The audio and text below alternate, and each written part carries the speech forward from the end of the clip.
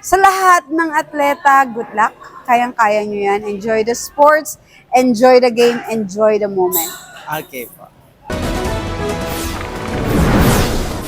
Actually, merong ng weightlifting before.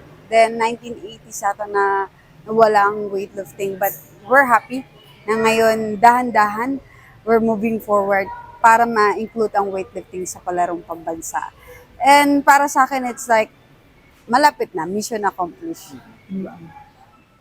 Masasabi ko na I'm happy. I'm happy to see the kids na living their dream to be champion someday and living their dream na, yun nga, to be a champion sa weightlifting. And I'm happy to see them happy lifting.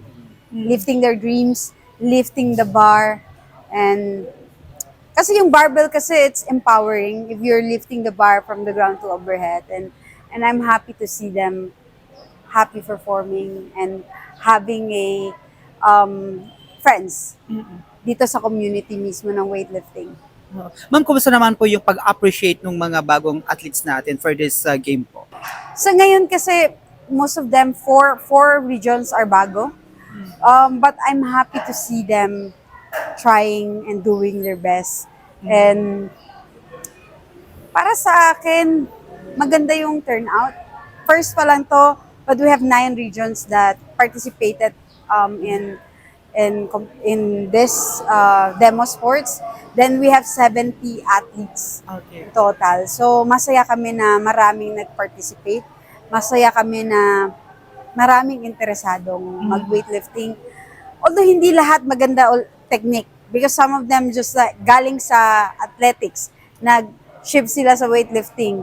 And then ngayon nagbubuhat sila. So we're here to teach them also the basic.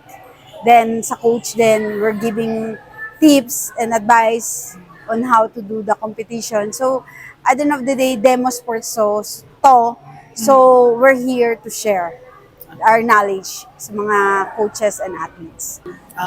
Ma'am, ano po yung masasabi nyo dahil sinabi ni President BBM kagabi na ikaw daw ang isa sa mga pinaka-idolo niyang athletes po? Ako po yung nagpapasalamat kay President Marcos. Thank you so much po, President. Kasi nga, wow,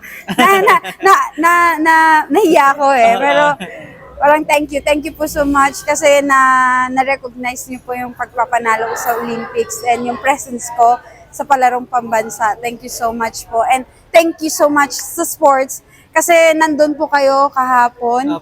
And then it shows na tayo as Pilipino, we're really into sports. And syempre as a president, malaking bagay po na nandun kayo nung opening. Okay. Ma'am, this is your first time na pumunta dito sa Ilocos Norte? No, this is my 3rd time. Wow! Yes. Kasi